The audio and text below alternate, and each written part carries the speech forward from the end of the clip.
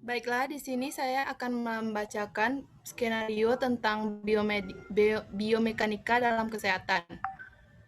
Em, Biomekanika merupakan sebuah proses fungsi tungkai bagian bawah.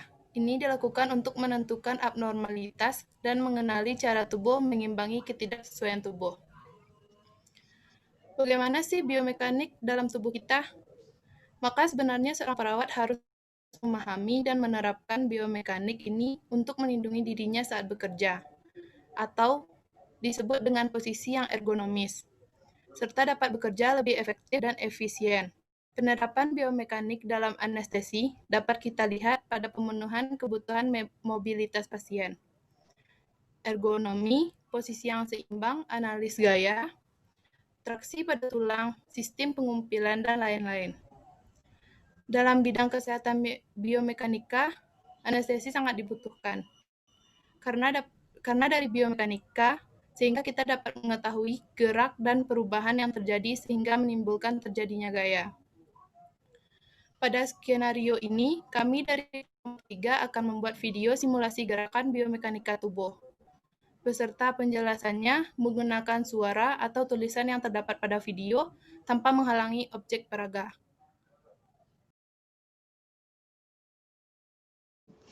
Yang pertama, berdiri tegak. Tujuannya untuk menyeimbangkan tubuh, di mana setiap berjalan dari kaki satu ke kaki satunya memberikan gaya gravitasi karena perpindahan tumpuan. Yang kedua, menarik. Tujuannya untuk memudahkan menarik benda, di mana yang utama ketinggian, letak benda, posisi kaki, dan tubuh. Yang ketiga, tahap mendorong. Tujuannya untuk mempercepat laju kaki, namun tetap menjaga keseimbangan dengan memperhatikan kaki. Yang keempat, tahap mengangkat. Tujuannya untuk mempermudah mengangkat dengan menggunakan otot-otot besar dari tumit, paha bagian atas, paha bagian bawah, kaki bagian atas, perut, dan pinggul. Yang kelima, menahan. Tujuannya untuk melakukan pergantian dan posisi menahan selalu berubah. Gerakan yang selanjutnya yaitu posisi tubuh pada pasien. Yang pertama ada semi-fowler, yaitu posisi setengah duduk atau duduk, di mana bagian kepala tempat tidur lebih tinggi, dinaikkan setinggi 15-90 derajat. Tujuannya untuk mempertahankan kenyamanan pasien dan mengatasi kesulitan bernapas. Yang kedua ada ortopnea, yaitu posisi adaptasi dari Fowler tinggi.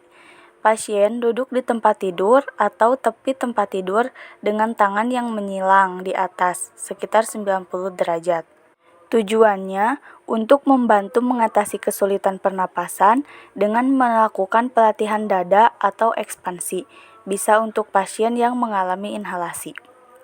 Yang ketiga, ada posisi terlentang atau supinasi, yaitu posisi datar dengan kepala dan bahu sedikit elevasi dengan menggunakan bantal. Pasien harus di bawah tempat tidur, jarak dari kepala tempat tidur sekitar 3 inch. Tujuannya untuk mengatasi lordosi dan meningkatkan kelurusan punggung baik untuk posisi tidur ataupun istirahat dan membantu menghilangkan tekanan sekrum.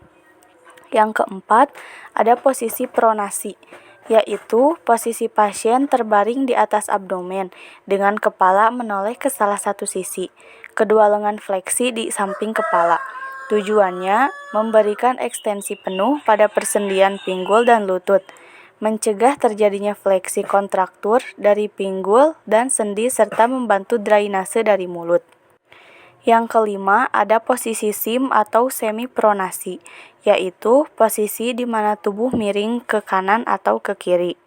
Tujuannya untuk memberikan kenyamanan dan memberikan obat per anus atau supositoria, memfasilitasi drainase dari mulut pada pasien yang tidak sadar, mengurangi penekanan pada sakrum dan trochanter mayor pada pasien paralisis, memudahkan pemeriksaan perineal, dan untuk tindakan pemberian enema. Yang keenam, ada posisi lateral atau side lying, yaitu pasien tidur di atas salah satu sisi tubuh dengan membentuk fleksi pada pinggul dan lutut bagian atas dan meletakkannya lebih depan dari bagian tubuh yang lain dengan kepala menoleh ke samping. Tujuannya mengurangi lordosis dan meningkatkan kelurusan punggung, baik untuk posisi tidur dan istirahat, membantu menghilangkan tekanan pada sekrum. Yang ketujuh, ada posisi litotomi, yaitu posisi pasien berbaring terlentang dengan mengangkat kedua kaki dan menariknya ke atas bagian perut. Tujuannya merawat atau memeriksa genitalia pada proses persalinan, memasang alat kontrasepsi. Yang kedelapan, ada posisi dorsal recumbent, yaitu posisi kepala dan bahu pasien sedikit mengalami elevasi di atas bantal. Kedua lengan berada di samping sisi tubuh, posisi kaki fleksi dengan telapak kaki datar di atas tempat tidur. Tujuannya untuk memeriksa daerah genitalia, untuk pasang kateter, serta untuk melancarkan proses persalinan.